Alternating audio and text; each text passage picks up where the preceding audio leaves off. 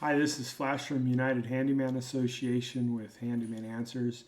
I wanted to do a video about the exam that you would be taking to become a certified handyman.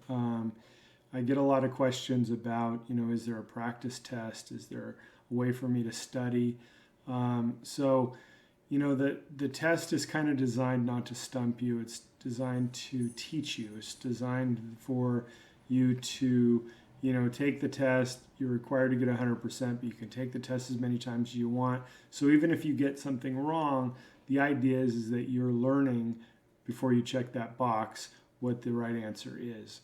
So I wanted to shoot this video, just kind of go over the test, go over what the answers are, maybe explain some of the answers. One of the things you have to keep in mind when you're taking the exam is that you are a handyman, not a licensed contractor. So some of the answers might be different for a licensed contractor than they would be for a handyman. So a lot of guys miss these questions because they're not thinking about what they're allowed to do. They're thinking about what a general contractor is allowed to do, or a licensed contractor. So here we go. So, first question, linear foot measures, question mark. Okay, so linear foot, what is linear foot? So A, all the above, B, length, C, mass, or D, width. Okay, so linear foot is length.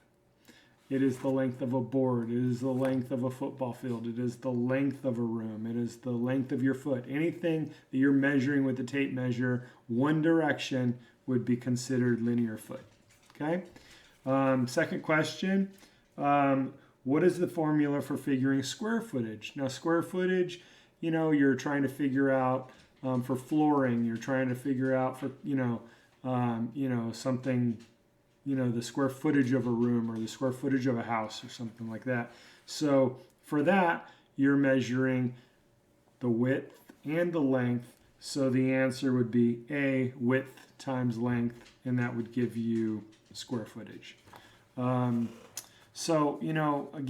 these questions are not designed to be difficult. If you are a handyman and you've used a tape measure before, you're going to get those questions right. Okay, so the next one would be, when you don't get paid for a job, what options do you have? Okay, so this would be one that would be different for a licensed contractor, for example. A licensed contractor might file for a lien, okay? That's one of the questions that's one of the answers that is not correct. So here are your options. Plead your case in small claims court. Remove anything you built for them. Pull up your truck and tear it out of their house. File a lien on their property. Nothing and learn a lesson for the next time. Or both, A and D. So A was plead your case in small claims court, and D, nothing and learn a lesson for the next time. So bottom line is, as a handyman, you're not legally required, or you're not legally allowed to file a lien on a property as a contractor. So you can typically, since your jobs are going to be on the smaller scale, your only options would be small claims court or doing nothing. You're going to have to decide each job. If somebody shortchanges you or doesn't pay you, then you're going to have to make a decision on, how far you want to take that. So we have the options being, one, place your case in a small claims court, or D, nothing and just learn a lesson and, for the next job. I think that's pretty straightforward. It's just that, like you said, you have to think like a handyman and not a licensed contractor. Then there's, it is ethical to charge a markup on materials if you inform the customer prior. True or false? Absolutely true. It is standard practice to mark up your materials. It is almost expected, but maybe not be expected by your customer as a handyman. But it is absolutely, it is ethical. Some people some businesses charge more of a truck fee, or they charge for their time getting materials, and they'll choose to do, just charge for their time instead of a markup. Some people charge the markup so that they don't have to charge for their time. It really is up to you, but the answer to that question, is it ethical? Absolutely true. It is ethical. So then we've got advertising as a handyman. So this comes up sometimes, with, state contractors boards, and, some states claim that, you can't advertise as a handyman. Sometimes they say you can't advertise as a handyman unless you disclose that you're not a licensed contractor. So some of that varies. So the answer here is advertising as a handyman. A, is the only way to bring in new business. B, has no limitations. C, has limitations and is up to you to understand your state laws. D, it isn't recommended. So the answer to this, because states vary, the answer to this is C, has limitations and is up to you to understand your state laws. Okay? Typically, if you are a certified licensed handyman with the UHA, we're going to tell you to advertise, but advertise that you're a certified handyman and you're not a contractor. If you want to say that you are a UHA certified licensed handyman, that's absolutely within your right if you are indeed a certified handyman. So there you go. Having a UHA certification. A, exempts you from all state laws. B, makes you untouchable in handyman things. C, tells your customers that you are a licensed contractor. Or D, none of the above. Okay, so you're not untouchable. You can't, it's not waiving you from every law in your state. I mean, even contractors aren't exempt from all the laws in their state. It is not telling your customer that you're a licensed contractor. It's telling your customer that you're a licensed handyman. So the answer for this question is D, none of the above. Okay? You are a certified licensed handyman by the UHA, and that's it. Okay, so what we got here? That is... All right, here we are. Question number 7. Okay. Using a chalk line, see, it kind of bounces around. Using a chalk line is used for snapping a line on a surface to mark for placement or cutting. There are 2 colors, red and blue, typically to choose from. Which color should not be used on a finished surface due to staining? So if you, first of all, in the question it says red and blue, but in the answers it says green, blue, red, yellow, gives all those options. So right away you can say that it's not green and it's not yellow. So if you used a snap line before, then you should know this answer. And if you don't, if you haven't, then the answer is red. Red will stain. It'll stain concrete. It is the reason why an outdoor contractor or handyman needing to mark a surface that is going to be permanent, it's going to stand up within the rain, they'll use a red chalk because a red chalk will stain concrete. It will stain other items, and blue won't.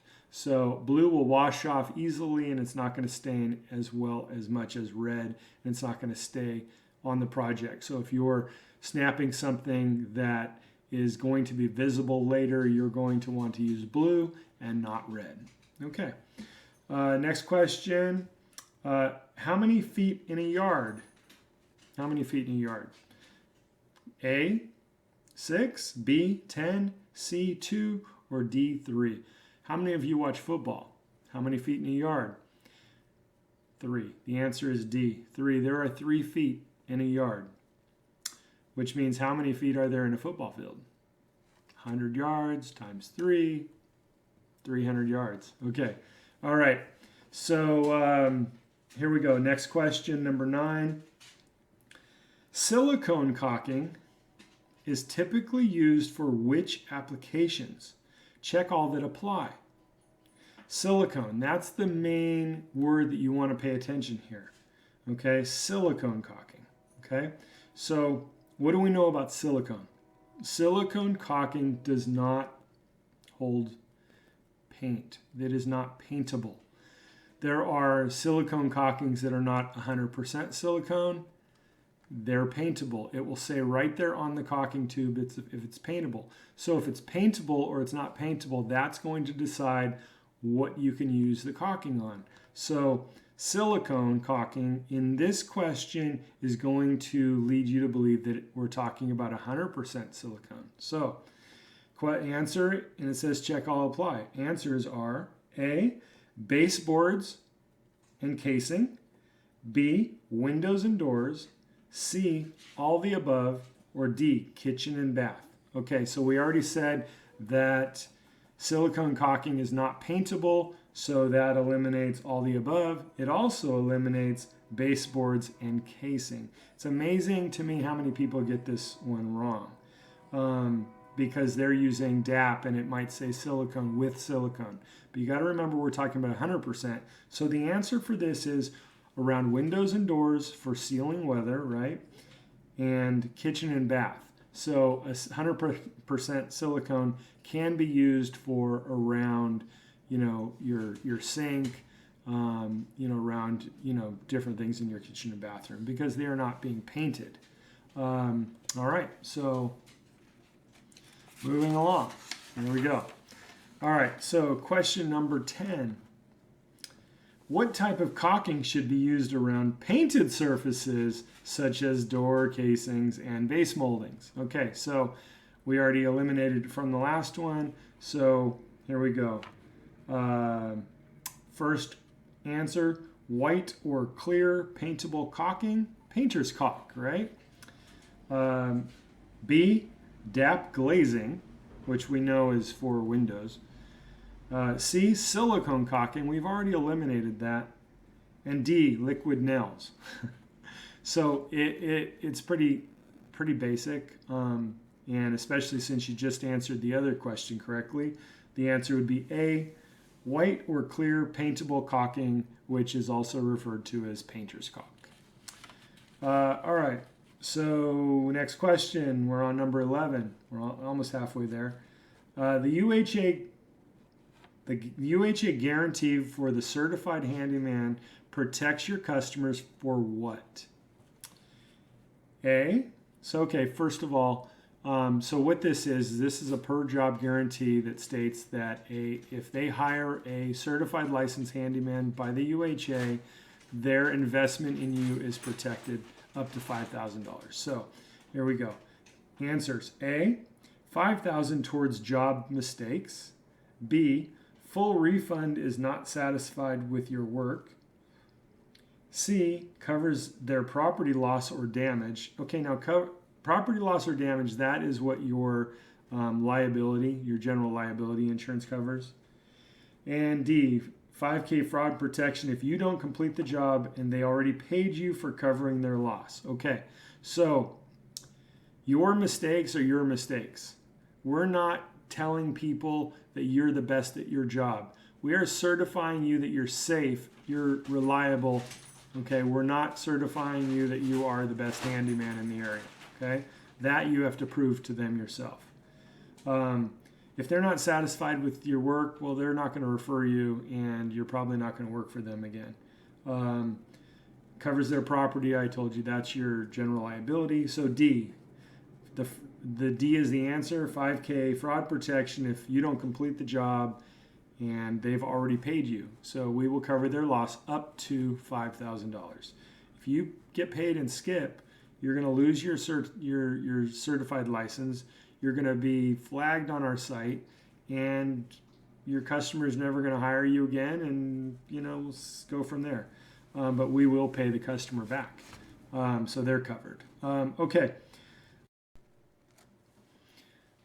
Okay, so number 12, a tape measure is one of the most important tools that any craftsman will use. Understanding how to read a tape measure can save you valuable time. Not all tape measures are the same, but most have similar markings, like the 16-inch marking is very common. Why is the tape marked off every 16 inches?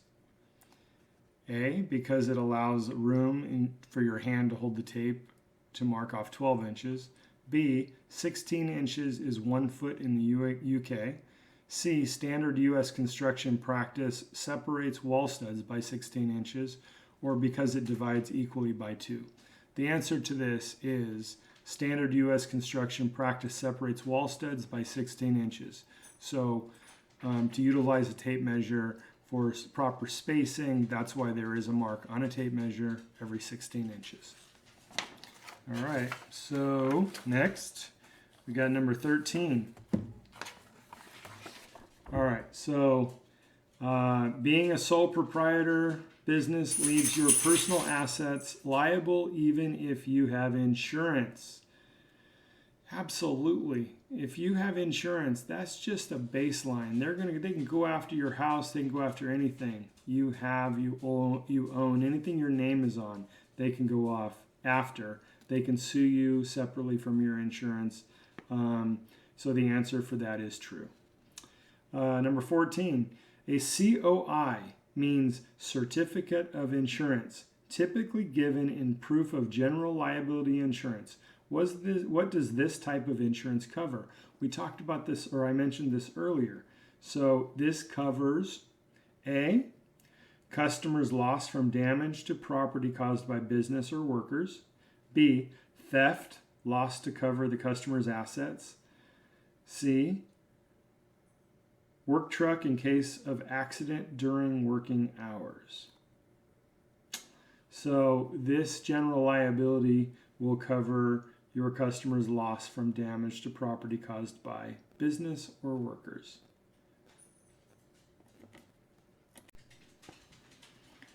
All right, so here we go. Next one. What saw is typically used to cut moldings? A, skill saw, B, a hacksaw, or C, a sawzall, or D, a miter saw. Okay, so do I need to even go into this one? To cut moldings, typically, yeah, you could use all of them, but isn't like being a professional, having and using the proper tool for every job, isn't that kind of why your customer isn't doing the job? So the right answer should be D, miter saw. All right, we're at 15. We're at the halfway mark. Safety glasses and gloves are A, required, B, recommended, C, not necessary if you have skill, or D, a waste of time. It's not required. It is recommended. You are your own boss. You are your own safety manager. You decide if you want to wear safety glasses or not. I do sometimes. Sometimes I don't. I make that decision. I also suffer the consequences if it's a poor decision. So that's up to you. All right, moving on to the next one now. All right, so we are trying to turn the page over. Okay. All right, so the next one. All right, question number 17. If a handyman only charges by the hour, the contractor laws don't apply. Okay, so if you read the contractor laws, it clearly states that you cannot avoid contractor laws simply by charging by the hour. So you can't utilize that with the intent to bypass the laws. So the answer for this question is A. Charges by the hour, laws don't apply. So the answer is B, false. You cannot just charge by the hour thinking that you're going to avoid contractor laws. Okay, 18 out of 30. Here we go. We've got word of mouth business is the most important. I would say absolutely 100% true. You're going to get business with advertising. You're going to pay for advertising in the beginning. But ultimately, word of mouth, being a good handyman, doing good, ethical, responsible, reliable work is what's going to get you more customers. So the best, advertising is word of mouth. Answer is true. Next question. Can a handyman do electrical work? A, depends on the state and city the job is in. B, yes. C, no. D, only if you have done it before. All right, so the answer to this is it depends on the state and city the job is in. It's like easy to say yes because are they going to know, things like that. But the official legal answer is you need to check what what your state says that handyman is allowed to perform, what work, and if they're allowed to do any type of electrical. Typically, you're allowed to do work inside the home from the panel throughout the house. You're allowed to, but you're not allowed to do anything from the panel out. That would be typical, but the answer in this case is A, depends on the state and city the job is in. Okay, so the next one.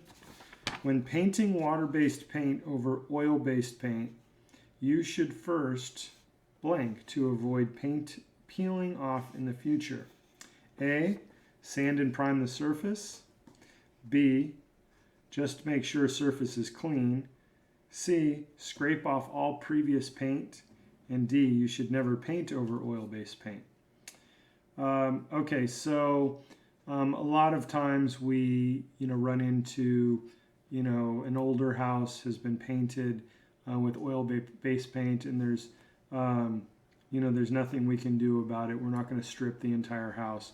So it is recommended to sand and prime the surface with a proper primer before you paint water base over the oil base. A lot of states have outlawed large quantities of oil-based paint, so you don't really have the option to paint their whole house again in oil base, but you do need to do the proper steps to make sure that it adheres to the paint below it. And a good primer, sanding and primer will achieve that for you.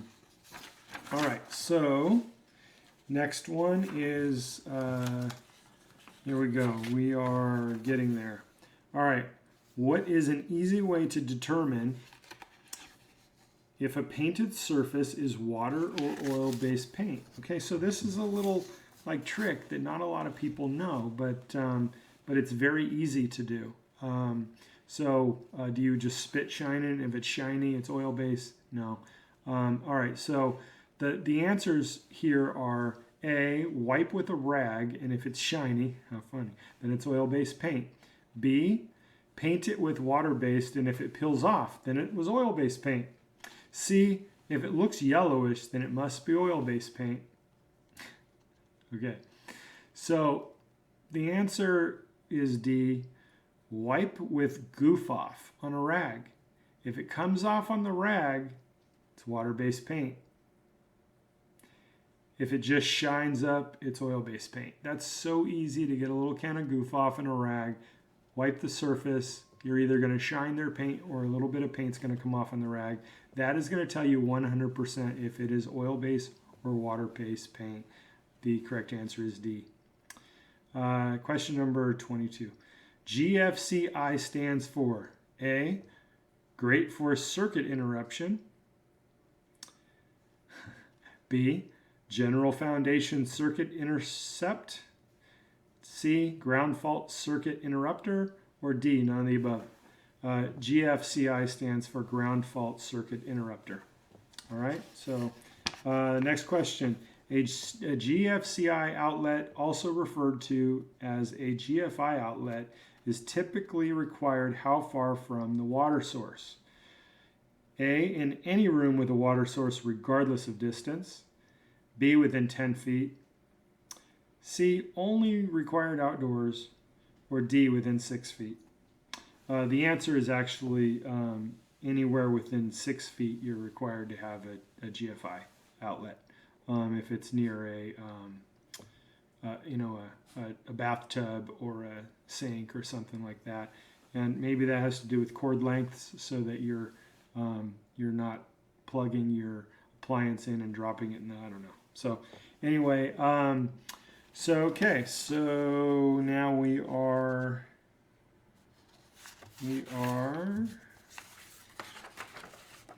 looking for the next one. That was 23. All right, 24.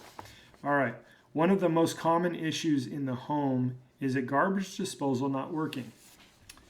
What is the first thing you should check before replacing a garbage disposal? A, if it's a good brand and powerful enough to bother. B, put a tool in the garbage disposal and flip the switch on to free it up. Maybe it's stuck. C, check the reset button. Or D, none of the above. Most garbage disposals have a reset button. You push the reset button on the garbage disposal 90% of the time. That will work. If it is jammed and you are hearing a buzzing, you would put a tool in there. However, you won't be flipping the switch on. You would just be, turning the disposal to get it free before and make sure that your switch is not on. But the answer in this situation is C, check the reset button. Next question. Priming a surface prior to painting helps with what? A, being able to charge more because it takes longer. B, makes the paint thicker. C, seals stains and better adhesion for the paint. Or D, you shouldn't prime the surface prior to painting. The answer should be pretty clear to you. C, it seals stains and better adhesion for paint. Number 26. How do you clear the tip of a spray can for storage?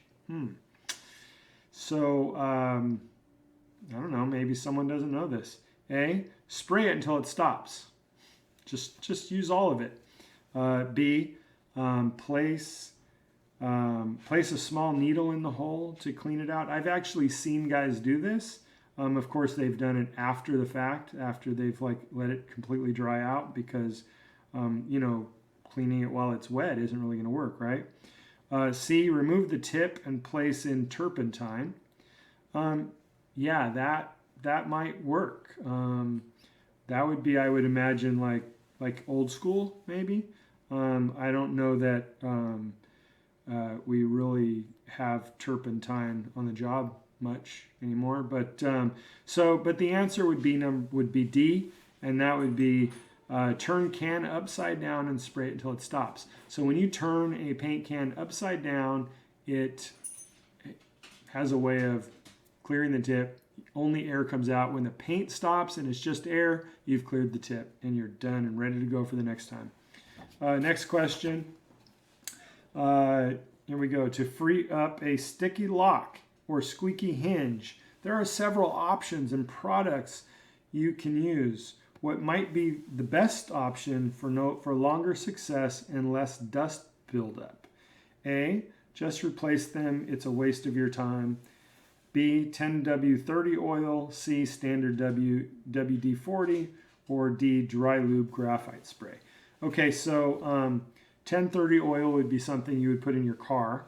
You're not going to replace locks every time they're squeaky or whatever, or hinges. You're not going to pass that through your customer. Standard WD-40, it's kind of been the go-to for years, and they have newer options out now. But the word here is standard.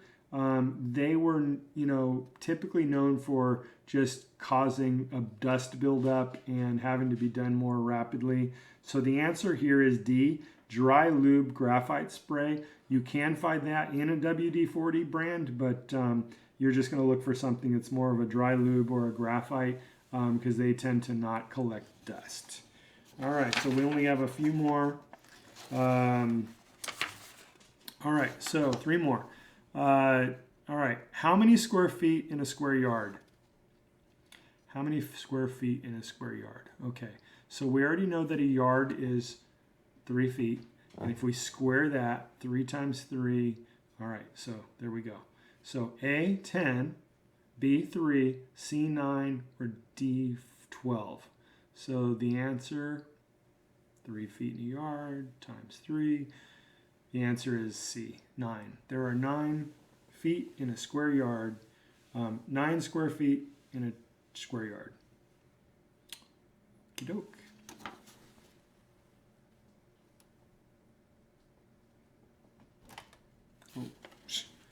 I'm like, oh. All right. All right. Some carpet is sold by the yard. If you figured your room by square feet, how do you convert the square feet into yards? Huh.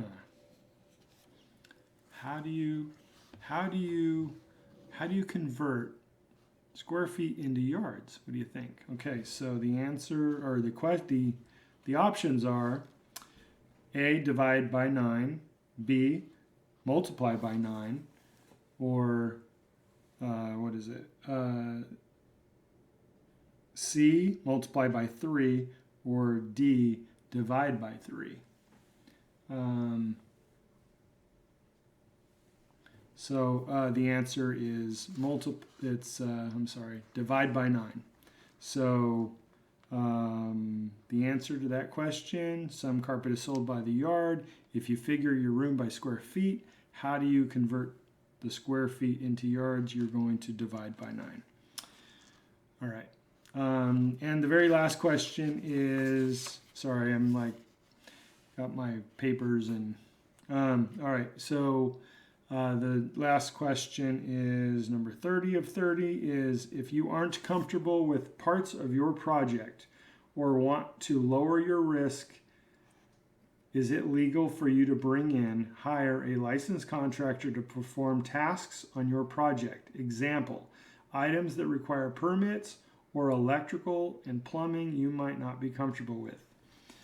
All right, so I've done videos and I've talked about like lowering your risk by managing and pushing off some of the things that you're not comfortable with doing. So I have promoted this. Now I make more money doing that than actually physically doing the work over the years. So so the answer would be A, no licensed contractor must be hired by the homeowner. B, no, it's best to just let them do the whole project then. C, yes, it is legal, but you should inform the customer of your relationship with them and what parts of the job they will be doing and why. And D, forget that. Look on YouTube and figure it out for yourself. The answer is C, yes, it is legal, but you should inform your customer of your relationship with the contractor, what parts of the job that they are doing and why. Be honest, be straightforward. Your customer will appreciate it, and they will understand. You should manage the job, and I always recommend, adding anywhere from 10, 15 to 20% on top of what the contractor charges, so you're making money on that part of the project as well. So that's the exam. So hope you got something from this video, and I look forward to certifying you and having you becoming a part of the United Handyman Association, your national association of handyman handyman professionals. Anyway, yeah, all right, this is Flash. Happy home repairs. Take care.